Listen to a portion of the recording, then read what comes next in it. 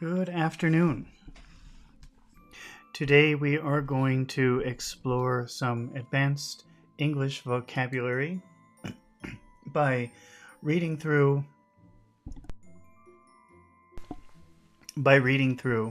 Chapter 1 of The Wizard of Oz by L. Frank Baum. So what we will do, because we're doing this live, and if you're watching this live with me, then I encourage you to ask questions in the chat. What does this mean? What does that mean? Okay, if you don't, I will stop sometimes to explain words I think you probably don't know, or phrases you probably don't know. But if you're watching this with me, I encourage you to ask questions as we go. Okay, so we've got The Wizard of Oz, which seems to be a children's book. It's got these drawings in it. This is the original artwork.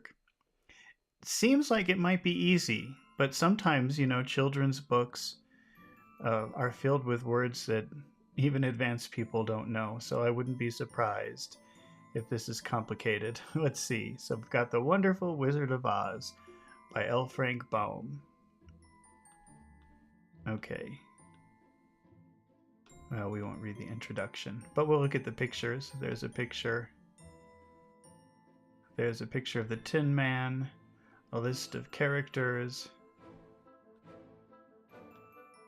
Okay. Chapter 1 is called The Cyclone. Maybe you know the word tornado? Cyclone and tornado, I think, are the same thing. Well, let's see. Let's look at a picture. There might be a difference, but I don't know what it is. Cyclone. A system of winds rotating inward. Sounds like a tornado. Let's look at pictures. Well, it's different because when you look at the picture, it looks more like a hurricane. That's how a hurricane looks. So maybe there is a difference. Well, there's a tornado, though. Okay, well, you get the idea. All right, so Chapter 1, The Cyclone.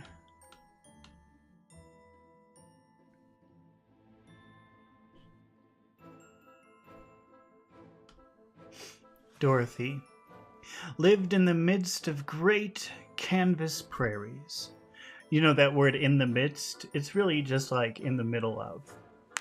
She was surrounded by. Dorothy lived in the midst of great canvas prairies with Uncle Henry, who was a farmer, and Aunt Em, who was the farmer's wife. Their house was small, for the lumber to build it had to be carried by wagon many miles.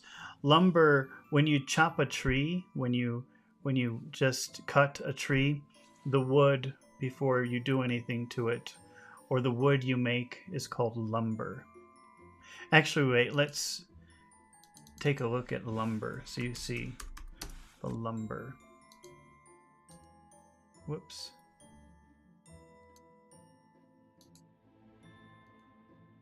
This is lumber. So that's the wood that you use to build things like a house.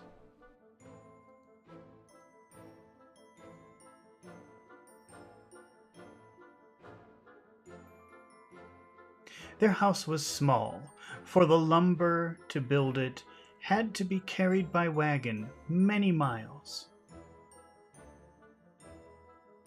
Oh, wait a minute. I can't tell if I don't have my chat. I have to turn on my chat. Hold on. Is this it? Okay, there we go. Oh, Miriam's here. Miriam says, hello. Oh my God, this book. Yeah. We're doing Gone with the Wind, but that's at a special time every day. And I figured, I can do Wizard of Oz whenever I feel like it. So I'm just starting it in the middle of the day. I can only do Gone with the Wind in the morning time. Okay, let's keep going. It seems simple. It seems like this is going to be pretty easy vocabulary. There were 4 walls, a floor, and a roof, which made one room. In this room, contained a rusty-looking cooking stove, a cupboard for the dishes, a table, 3 or 4 chairs, and the beds. Uncle Henry and Aunt Em had a big bed in one corner, and Dorothy a little bed in another corner. You know, that's funny because in the movie they make it look like a pretty nice big house, but in the book it's just one room.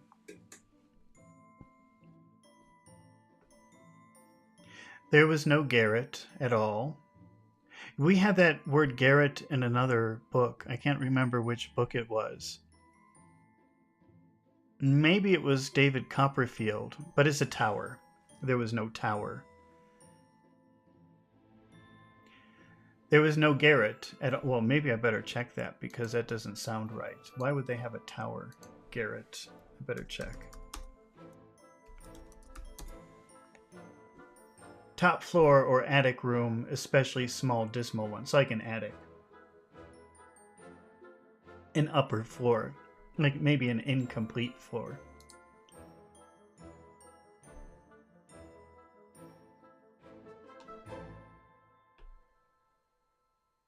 I'm glad I looked.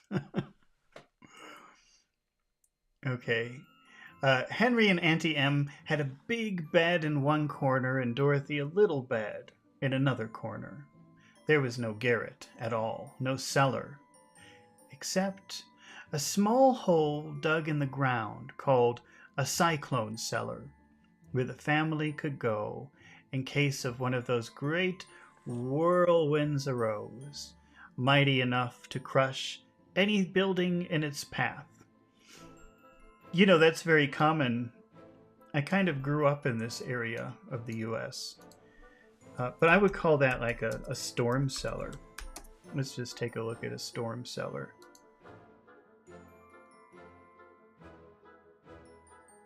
So in that part of the U.S., because sometimes tornadoes happen, they can be very violent.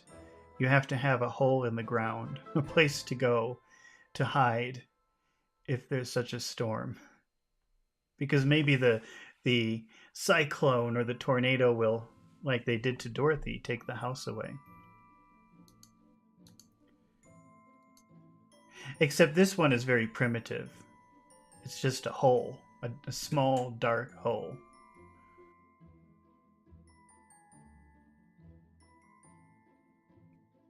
It was reached by a trapdoor with the middle of the floor. In the middle of the floor. Trapdoor. We better look at that for a minute, too.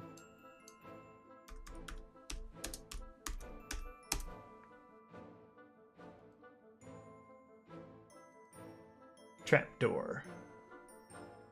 There's a trapdoor. Trapdoor. Trapdoor. Trapdoor.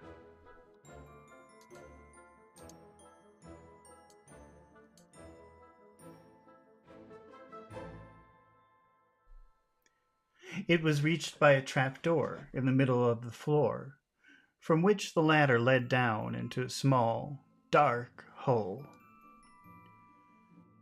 When Dorothy stood in the doorway and looked around, she could see nothing but the great gray prairie on every side. Not a tree nor a house broke the broad sweep of flat country that reached the edge of the sky in all directions. The sun had baked the plowed land into a gray mass with little cracks running through it. Oh, Miriam's asking about prairie. Do you know there are 50 states in the U.S., and each state has a nickname. And I am from Illinois. That's my state. That's where I'm from. And the nickname of that state is the Prairie State. Let me show you what a prairie is.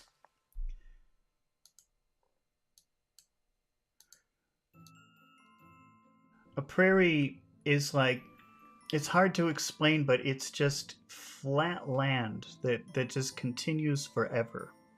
Forever and ever and ever. I used to hate that. I mean, now it looks nice. I'm looking at these pictures and I think, see, this is not That's not a good prairie because there. Wait, I can't. Where? Let me try to. That's not a very good prairie because you can see mountains in the background. That's not a very good prairie at all. A real prairie just continues forever like this. That's the kind of place where I grew up. And I never, I mean, in the picture it looks nice, but I used to think that was very depressing. I used to hate that so much. And that's why tornadoes are very dangerous because there are no trees, there are no hills or mountains to stop the wind. So the wind just moves across very fast with nothing to block it. And eventually, I guess two winds meet each other in different directions and then they create a tornado. So tornadoes are very common in this part of the country.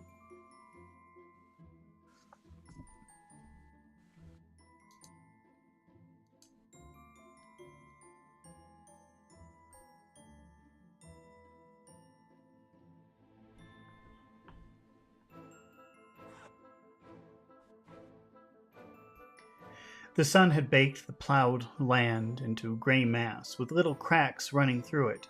Even the grass was not green, for the sun had burned the tops of the long blades until they were the same gray color to be seen everywhere. Once the house had been painted, but the sun blistered the paint and the rains washed it away, and now the house was as dull and gray as everything else. When Aunt Em came there to live, she was a young, pretty wife. The sun and the wind had changed her, too.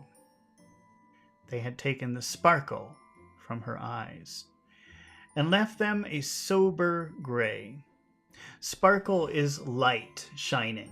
So if somebody has a sparkle in their eyes, you can see the light in their eyes. They seem full of life or love or friendship or whatever.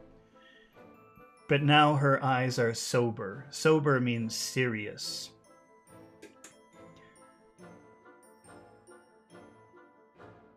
They had taken the red from her cheeks and lips, and they were gray also. She was thin and gaunt. We've had that word gaunt before, but I cannot remember what it means. Let me just look at it. Gaunt.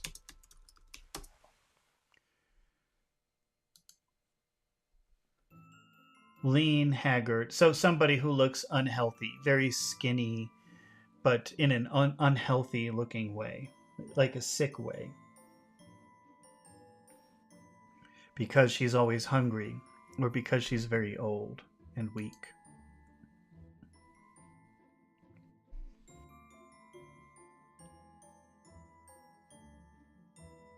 She was thin and gaunt, and never smiled now. When Dorothy, who was an orphan, first came to her, Aunt Em had been so startled. And here's Dorothy getting Toto. Come on, Toto. She was startled by the child's laughter, and she would scream and press her hand upon her heart whenever Dorothy's merry voice reached her ears, and she still looked at the little girl with wonder that she could find anything to laugh at. Uncle Henry never laughed. He worked hard from morning till night, and did not know what joy was. He was gray also, from his long beard to his rough boots, and he looked stern and solemn, and rarely spoke. To me, stern means serious, but let me just check that. I'm sure that there's a better way to explain that. Serious. But solemn also means serious. Let's check the official definition of that.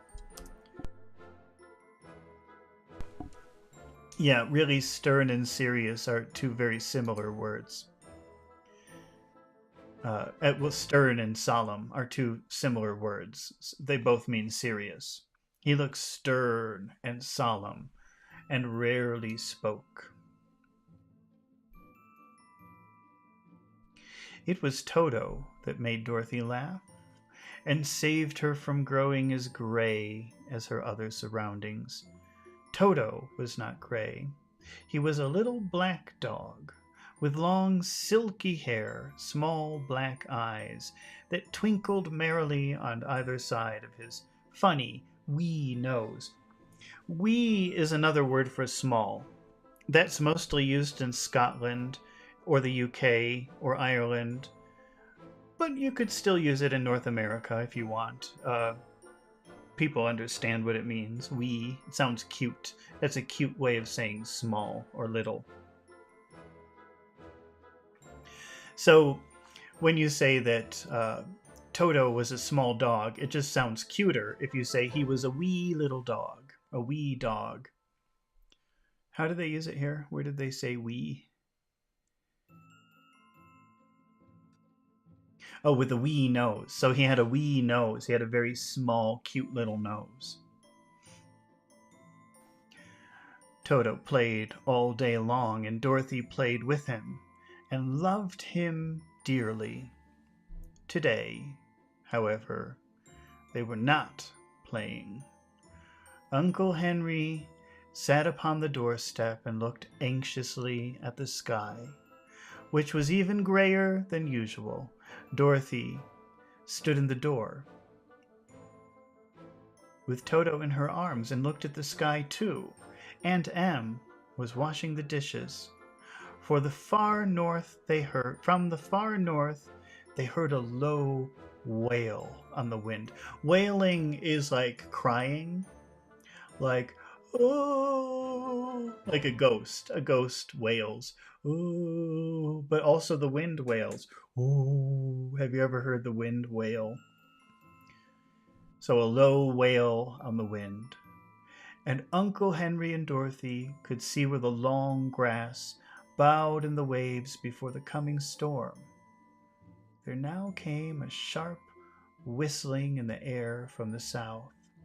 As they turned their eyes that way, they saw ripples in the grass. Rippling. Oh, let me show you this. We've talked about this word before, but let me show a picture. Serkan says, already gloomed by the shades of gray. Yes, the Aunt Em is gray, Uncle Henry is gray, Kansas is gray.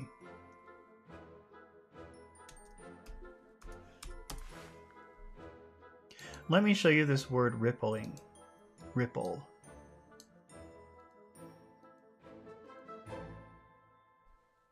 You see the rippling water? That's rippling. Or like this. Uh-oh. Oh, that's no good. How about this one?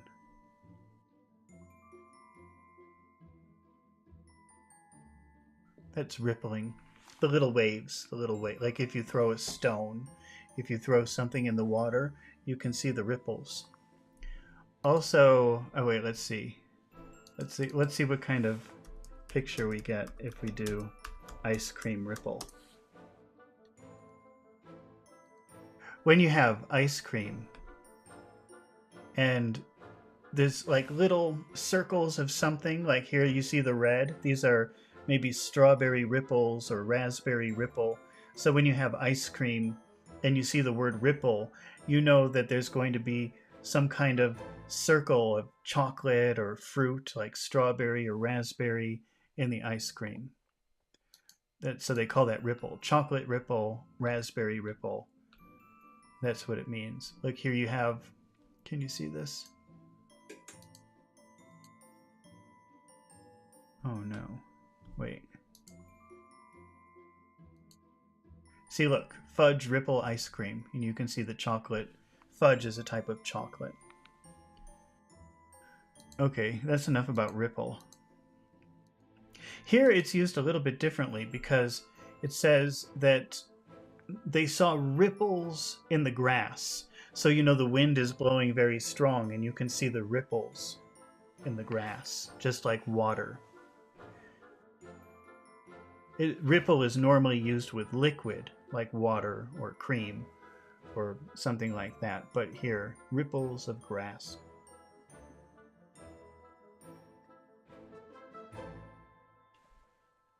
Suddenly, well, let me make this bigger.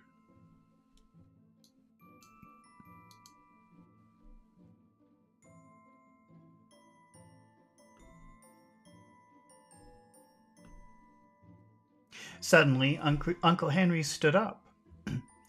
"There's a cyclone coming, Em," he called to his wife. "I'll go look after the stock." Stock means the animals on the farm. Animals on the farm are called livestock. So when he says, "I'll go look after the stock," that means I'll go and take care of the horses and the pigs and the cows and the chickens. That's all livestock. So if there's a cyclone coming, a tornado coming, he has to make sure that they're safe.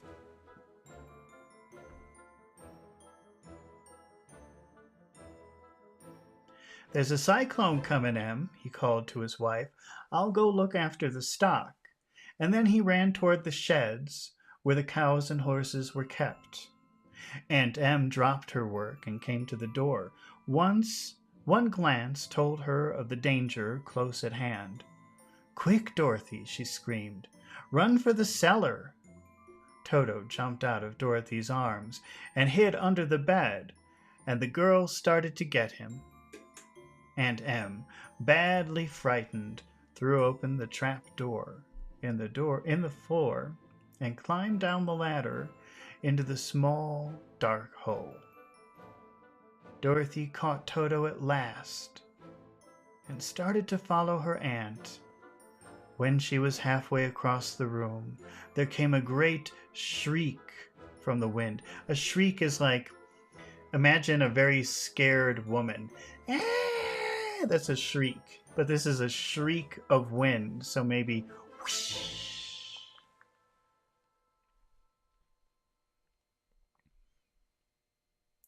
When she was halfway across the room, there came a great shriek from the wind, and the house shook so hard that she lost her footing and sat down suddenly upon the floor.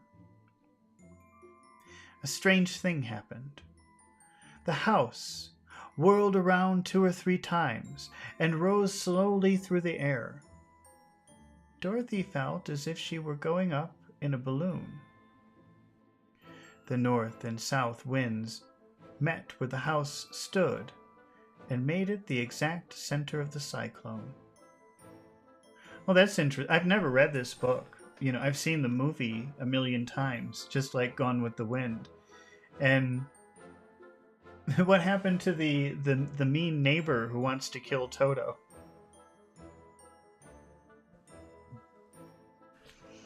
I guess that's not part of the original story. The north and south winds met where the house stood and made the exact center of the cyclone. In the middle of a cyclone, the air is generally still. But the great pressure of the wind on every side of the house raised it up higher and higher until it was at the very top of the cyclone. And there it remained and was carried miles and miles away as easily as you could carry a feather. It was very dark, and the wind howled, howling.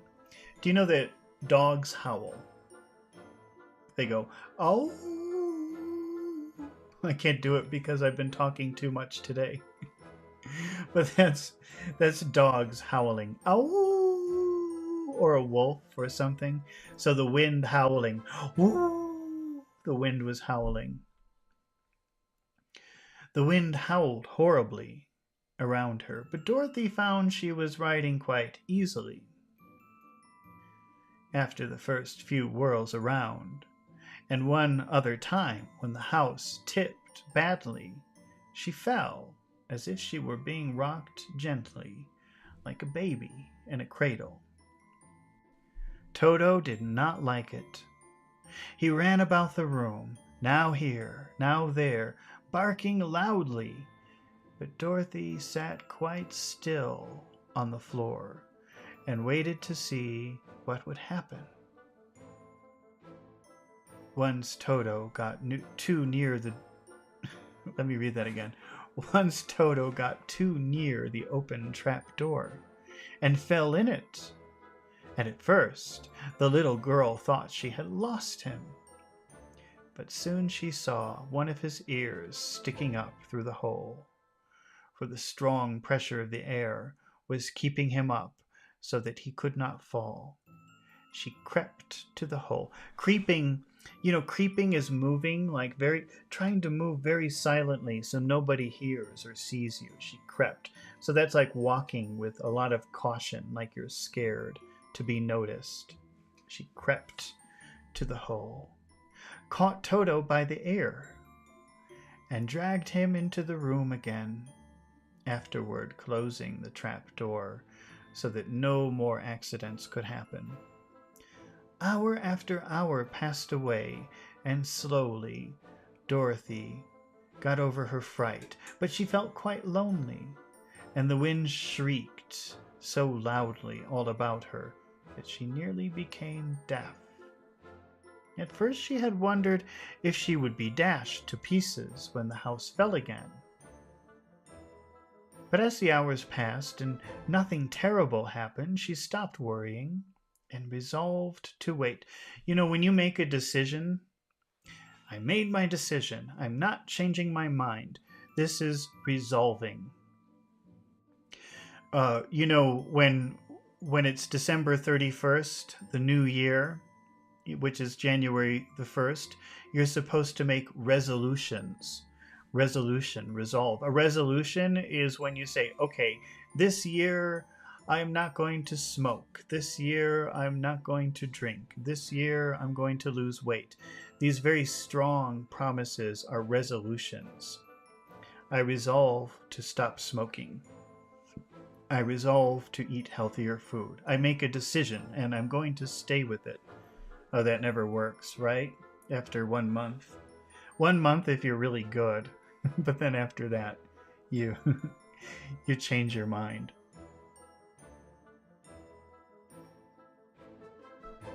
So Dorothy resolved to wait. I'm going to wait. She resolved to wait calmly and see what the future would bring. At last, she crawled over the straying floor. Miriam says resolve could also mean solve. Yes, because it means like coming to a conclusion. So if you resolve a problem, you bring the problem to the final part, which is hopefully to solve.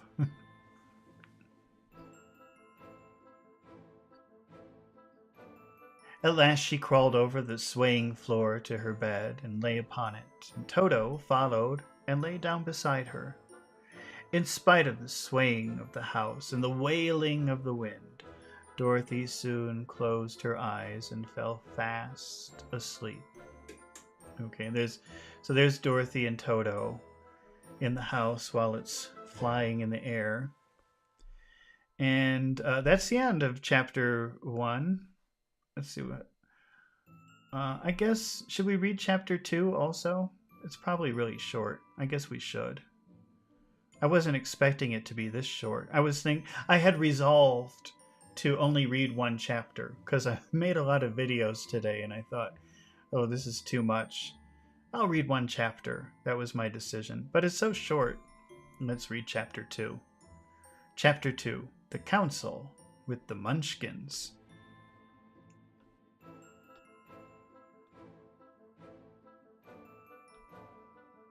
She was awakened by a shock so sudden and severe that if Dorothy had not been lying on the soft bed, she might have been hurt.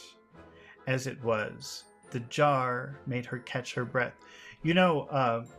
Something that jars you shocks you. When you're jarred, you're very shocked. All of your senses are on overload. that's being jarred. So in one sentence it says that she was shocked. Where was it? The very first few words. She was awakened by a shock. And then later, it's used as they're using the word jar to mean the same thing. As it was, the jar made her catch her breath. Now, jar, you have to be careful because jar really means, well, another way that you can use the word jar, which is much more common than this way, is this. This is a jar. It's a different type of jar, though. But if you know that word, it's probably that you know it this way and not as being extremely shocked or extremely surprised. Jarring news, a jarring sound. The sound jarred him. The jar made her catch her breath and wonder what had happened, and Toto put his cold little nose into her face and whined dismally, whining as oh, oh, oh, oh. Dorothy sat up and noticed that the house was not moving, nor was it dark, for the bright sunshine came in at the window, flooding the little room. She sprang up from her bed. You know, I'm always surprised at how many people, very advanced people, don't know the word spring. Let me show you what a spring is. This is a spring here. Okay, so imagine if you apply pressure to a spring and then you release it, boing. And that's why this time of the year is called spring, because one day there's nothing and the next day flowers. The flowers spring up from the ground. That's why that season is called spring, because of that. And so when it says Dorothy sprung, Dorothy sprang up. You can imagine she jumped up like a spring.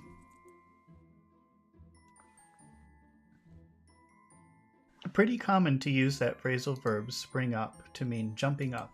Spring up.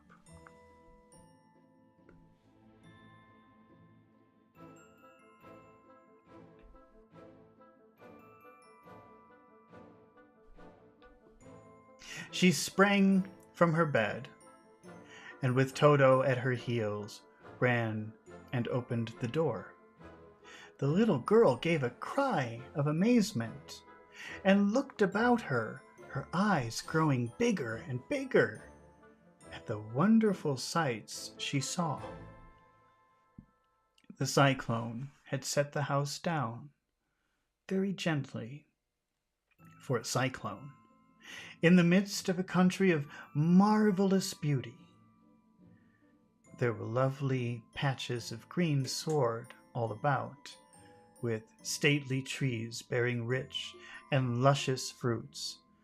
Banks of gorgeous flowers were on every hand, and birds with rare and brilliant plumage sang and fluttered. We've seen that word flutter many times.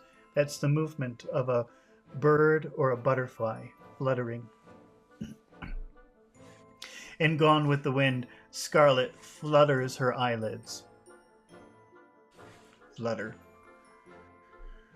And fluttered in the trees and bushes.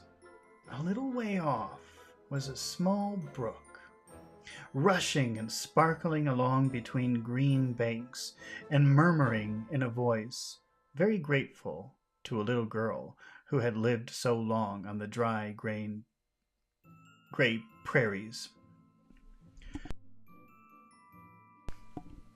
Miriam is asking about the word plumage. You know the word pluma, that's like that's a Latin word for feather, feathers. So the plumes of a bird are the feathers of a bird. See, you could use the native English word feather, or you could use the Latin word plume. And I think actually we've seen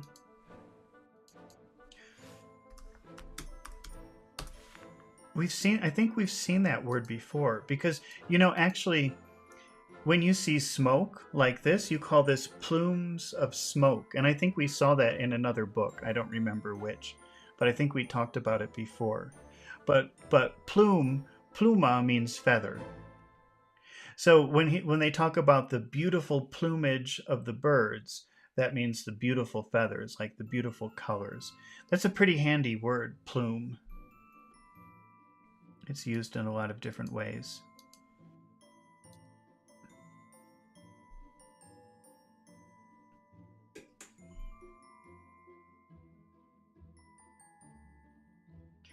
While she stood looking eagerly at the strange and beautiful sights, she noticed coming toward her a group of the queerest people she had ever seen. Now, we've seen that word queer before, which means strange.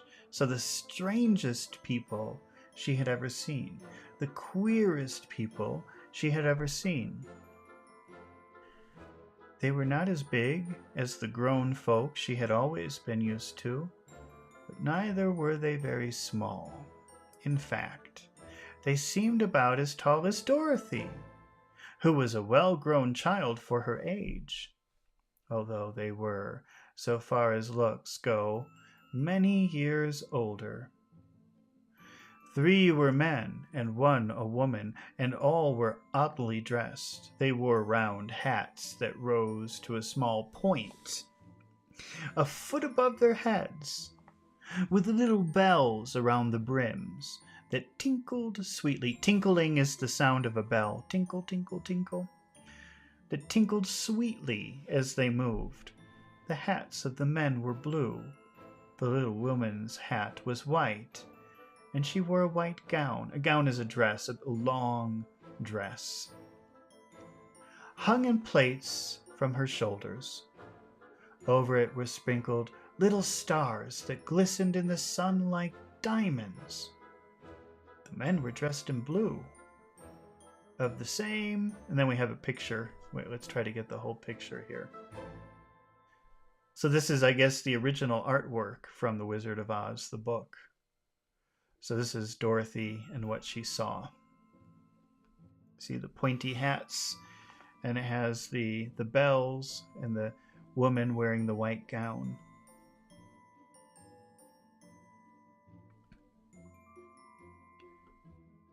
The men were dressed in blue, of the same shades as their hats, and wore well-polished boots with high, deep roll of blue at the tops. The men, Dorothy thought, were about as old as Uncle Henry, for 2 of them had beards. But the little woman was doubtless much older. Her face was covered with wrinkles, her hair was nearly white, and she walked rather stiffly. When these people drew near the house, remember draw means extract or pull. In this case, it means come. They came near the house. They drew near the house. When these people drew near the house where Dorothy was standing in the doorway, they paused and whispered among themselves, as if afraid to come farther. But the little old woman walked up to Dorothy, made a low bow, and said in a sweet voice, "You're welcome, most noble sorceress." You know, you have different words for magician. You know, you have magician. Let's just take a look. Although you probably know this, magician. They're all a little bit different, but they're all really about magic. So here's a magician, magician, magician, magician. Okay, and what would be the female equivalent of a magician? I don't know. Okay, but let's look at wizard. So wizard, that's also somebody who does magic, but I guess it's a little bit different. That's your classic wizard right there. Wizard, wizard, wizard. Now here's another one. And you know, when I see this word, for some reason, I always think sorcerers are bad. This is a sorcerer. Sorcerer. See, they look kind of more evil, I think, than a wizard is supposed to be a wise old man who can do magic. A nice man, probably. But a sorcerer, I don't know, for some reason to me that sounds evil, something bad. So they're calling her a sorceress. Sorceress. That would be the female version of a sorcerer.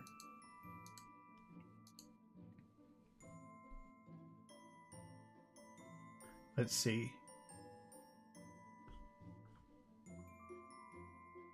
You are most welcome, most noble sorceress, to the land of the Munchkins. By the way, Munchkin is like a cute word that you can use. We've talked about the phrase term of endearment. You know, a term of endearment is something, oh, my love, oh, honey, oh, my little sweet pie, whatever.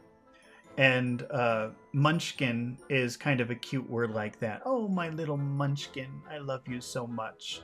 So that's kind of a cute, sweet word, munchkin. And by the way, there's really no reason for me to be doing this, but I'll show it to you anyway. You can find this place in many different countries. I live in Mexico, and you can find them everywhere here. Dunkin' Donuts. I don't know if you have this in your country. This donut place is very popular, and they make little baby donuts that are cute. So those are called munchkins. Dunkin' Munchkins.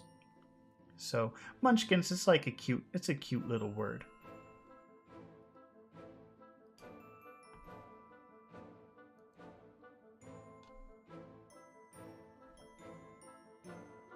You're most welcome. You're welcome, most noble sorceress, to the land of the Munchkins. We're so grateful to you for having killed the wicked means evil, the wicked witch of the East, and for setting our people free from bondage. Bondage is like slavery. Bondage is when you have like your hands bind means connected, bind or bound. So bondage is when your hands are connected or your body is restricted. It's like slavery. It really means slavery. Dorothy listened to this speech with wonder. What could be the little woman possibly mean by calling her a sorceress and saying she had killed the wicked witch of the East? Dorothy was an innocent, harmless little girl who had been carried by a cyclone many miles from home, and she had never killed anything in all her life. But the little woman evidently expected her to answer, so Dorothy said with hesitation, "You're very kind, but there must be some mistake. I have not killed anything." "Your house did, anyway," replied the little old woman with a laugh.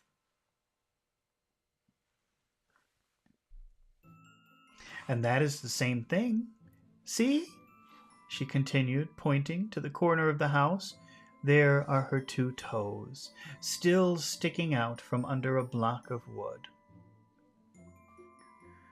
Dorothy looked and gave a little cry of fright. Fright is being scared. There, indeed, just under the corner of the great beam the house rested on, 2 feet were sticking out, shod in silver shoes with pointed toes. Shod? Let's look up that word. Shod. Well, it makes sense now that I think about it, now that I read the meaning. Because you have shoe. What if you said somebody was shoed? Like the kind of shoes that they were wearing. If you made an adjective, out of shoed. He was shoed in leather. He was shoed in, I don't know, canvas. I don't know what you make shoes out of. Shoed in rubber. So it's shod. It's just an alternative of shoed. Shod. Shod in silver shoes with pointed toes.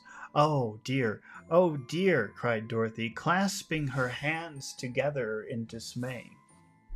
The house must have fallen on her. Whatever shall we do? There's nothing to be done, said the little woman calmly. But who was she? Asked Dorothy. She was the Wicked Witch of the East. As I said, answered the little woman. She has held all the Munchkins in bondage. That means they were her slaves. They were her prisoners for many years, making them slave for her night and day. And now they are all set free and are grateful to you for the favor. Who are the Munchkins? Inquired Dorothy. They are the people who live in this land of the East where the Wicked Witch ruled. Are you a Munchkin? Asked Dorothy. No, but I am their friend, although I live in the land of the North. When they saw the witch of the East was dead, the Munchkins sent a swift messenger, swift means very fast, to me. And I came at once. I am the Witch of the North. Oh, gracious, cried Dorothy. Are you a real witch? Yes, indeed, answered the little woman. But I am a good witch, and the people love me. I am not as powerful as the Wicked Witch who has ruled here, or I should have set the people free myself. But I thought all witches were wicked, said the girl, who was half frightened at facing a real witch. Oh no, that is a great mistake. There were only 4 witches in all the land of Oz, and 2 of them, those who live in the North and South, are good witches. I know this is true, for I am one of them myself and cannot be mistaken. Those who dwelt. You know, we've had that word dwelling before, meaning a place where you live. To dwell means to live somewhere. So you can say, welcome to my house. You could also say, welcome to my dwelling. It means the same thing. But you probably would never say dwelling. You would say house. But that's what dwell means. It means to live somewhere. So so you have dwell, dwelt, dwelt. And those who dwelt in the East, those who lived in the East. Those really kind of means those who made the East their home. Those who dwelt in the East and the West were indeed wicked witches. Now that you have killed one of them, there's but one wicked witch, which in all the land of Oz, the one who lives in the West. But, said Dorothy, after a moment's thought, Aunt Em has told me that the witches were all dead years and years ago. Who is Aunt Em? Inquired the little old woman. Oh, she's my aunt, who lives in Kansas, where I came from. The Witch of the North seemed to think for a time, with her head bowed and her eyes upon the ground, and then she looked up and said, I don't know where Kansas is, for I have never heard that country mentioned before, but tell me, is it a civilized country? Oh, yes, replied Dorothy. Then that accounts for it. In the civilized countries, I believe there are no witches left, no wizards, no sorcerers, nor magicians. See, they do the whole list of people who make magic. But you see, the land of Oz has never been civilized, for we are cut off from all the rest of the world. Therefore, we still have witches and wizards amongst us. Who are the wizards? Asked Dorothy. Oz himself, the great wizard. answered the witch, sinking her voice to a whisper. "He is more powerful than all the rest of us put together. He lives in the City of Emeralds." Dorothy was going to ask another question, but just then the Munchkins, who had been standing silently by, gave a loud shout and pointed to the corner of the house where the Wicked Witch had been lying. "What is it?" asked the little old woman, and looked and began to laugh. The feet of the dead witch had disappeared entirely, and nothing was left but the silver shoes. "She was so old," explained the witch of the north, "that she dried up quickly in the sun. That is the end of her. But the silver shoes are yours, and you shall have them to wear." She reached down and picked up the shoes, and after shaking the dust out of them, handed them to Dorothy. "The Witch of the East was proud of those silver shoes," said one of the Munchkins, "and there is some charm connected with them. But what it is, we never know." Dorothy carried the shoes into the house and placed them on the table. Then she came out again, and to the Munchkins said, "I'm anxious to get back to my aunt and uncle, for I'm sure they will worry about me. Can you help me find my way?" The Munchkins and the witch first looked at one another, and then at Dorothy, and then shook their heads. "At the east, not far from here," said one, "there is a great desert, and none could live to cross it." "It is the same at the south," said another, "for I have been there and seen it. The south is the country of the Quadlings." "I'm told," said the third man, "that it is the same at the west, and that the country where the Winkies live is ruled by a wicked witch of the west who would make you her slave if you passed by." "The north is my home," said the old lady, "and at its edge is the same great desert that surrounds this land of Oz. I'm afraid, my dear, you will have to live with us." Dorothy began to sob. Sobbing is very violent crying. That's sobbing. Dorothy began to sob at this. She felt lonely among all these strange people. Her tears seemed to grieve the kind-hearted Munchkins, for they immediately took out their handkerchiefs and began to weep also. Weeping is also crying. So Dorothy's, so the Munchkins are weeping. They're crying too. As for the little old woman, she took off her cap and balanced the point on the edge of her nose. So she took her cap, which is pointed like this, and she put it on her nose like this, and balanced the point on the edge of her nose while she counted 1, 2, 3 in a solemn voice. At once the cap changed to a slate. Let me show you what a slate is.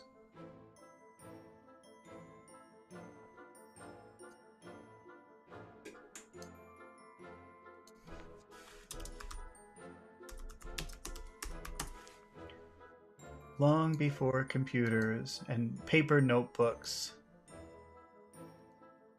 if you went to school, you have to use one of these. This is a slate.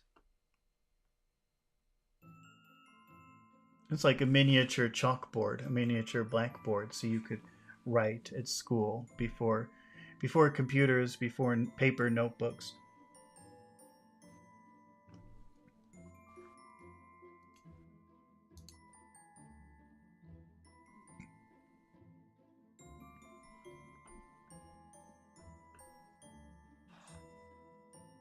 At once the cap changed to a slate, on which was written in big white chalk marks, "Let Dorothy go to the City of Emeralds." The little old woman took the slate from her nose, and having read the words on it, asked, "Is your name Dorothy, my dear?"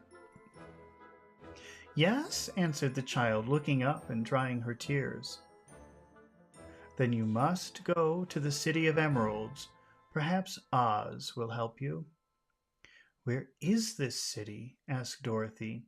"It is exactly in the center of the country. It is ruled by Oz, the great wizard I told you of." "Is he a good man?" inquired the girl anxiously. "He is a good wizard. Whether he is a man or not, I cannot tell, for I have never seen him." "How can I get there?" asked Dorothy. "You must walk. It is a long journey through a country that is sometimes pleasant and sometimes dark and terrible. However, I will use all the magic arts I know to keep you from harm." "Won't you go with me?" pleaded the girl, who had begun to look upon the little old woman as her only friend. "No, I cannot do that," she replied. "But I will give you my kiss, and no one will dare injure a person who has been kissed by the wicked witch, by the witch, not the wicked witch, by the witch of the north." She came close to Dorothy and kissed her gently on the forehead. Where her lips touched the girl, they left a round, shining mark, as Dorothy found out soon after. You know, find out is a phrasal verb that means discover. So as she discovered soon after, as she found out soon after. "The road to the City of Emeralds is paved with yellow brick," said the witch, "so you cannot miss it. When you go to Oz, do not be afraid of him, but tell your story and ask him to help you. Goodbye, my dear."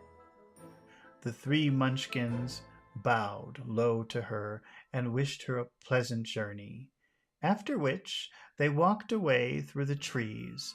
The witch gave Dorothy a friendly little nod. This is a nod. The witch gave Dorothy a friendly little nod, whirled around on her left heel 3 times, and straightway disappeared, much to the surprise of little Toto, who barked after her loudly enough when she had gone, because she had been afraid even to growl while she stood by. But Dorothy, knowing her to be a witch, had expected her to disappear in just that way, and was not surprised in the least.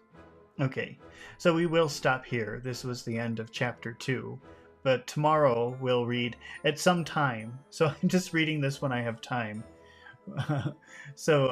Chapter 3, How Dorothy Saved the Scarecrow. All right, thanks for watching. Thanks for your comments. Thanks for your questions. I hope that you watch tomorrow when we do chapter 3 and probably chapter 4 of The Wizard of Oz. Goodbye.